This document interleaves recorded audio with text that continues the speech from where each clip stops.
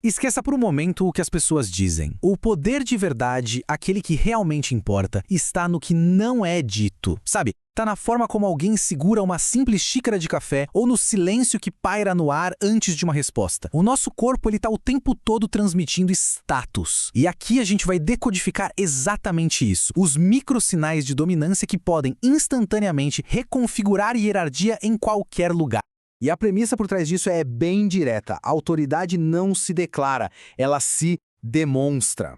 Palavras podem ser questionadas, podem ser falsas, mas a linguagem corporal, essa atinge o nosso subconsciente como uma verdade absoluta e inegociável. É exatamente nesse campo de batalha silencioso que o status é de fato conquistado.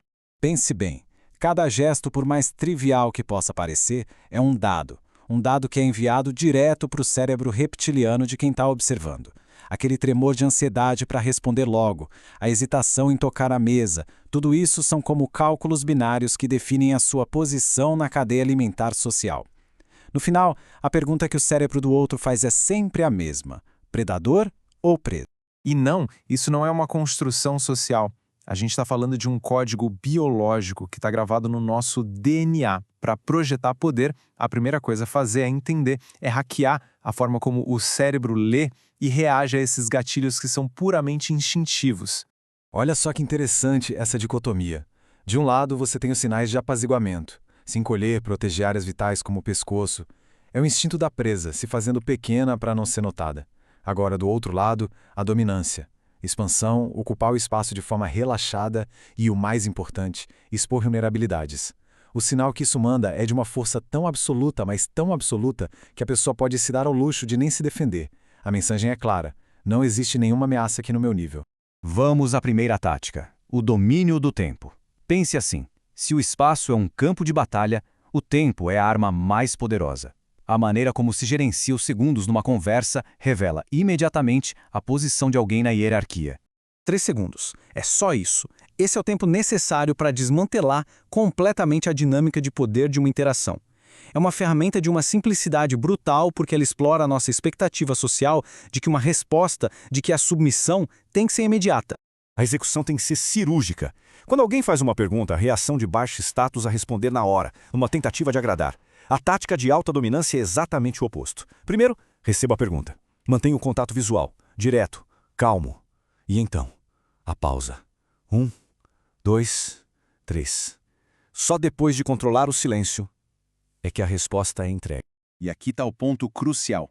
Essa pausa não é hesitação, é controle. Ela comunica que você não reage, você delibera. Ao forçar outra pessoa a esperar, o controle da situação é transferido. E olha que interessante, a carga cognitiva do interlocutor aumenta. A mente dele começa a duvidar, a tentar preencher aquele silêncio desconfortável, enquanto o domínio permanece com quem se cala. Ok, vamos para a segunda tática, a posse do território.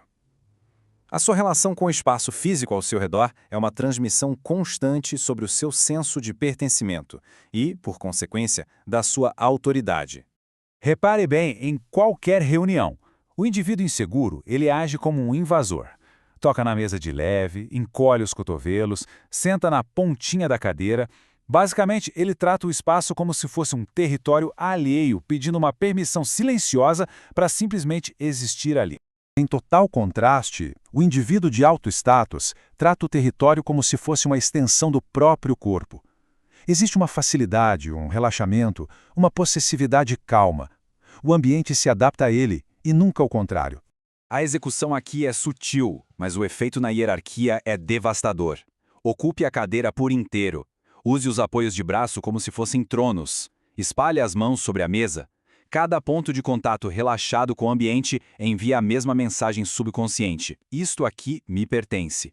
O cérebro de quem observa registra essa invasão territorial e instintivamente cede status.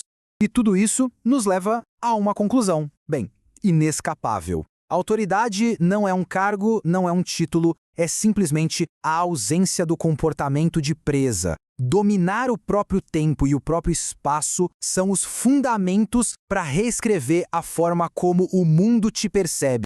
E essa é a verdade final. O corpo nunca mente. Alguém pode até articular palavras de confiança, mas a postura, os gestos, o uso do tempo e do espaço, Eles revelam a verdade nua e crua. Para ser percebido como uma autoridade, o corpo precisa comunicar isso primeiro.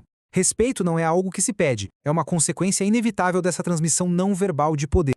Então, a questão final é para uma autoanálise. Na sua próxima interação, se observe. O que o seu corpo está realmente transmitindo? Submissão ou autoridade?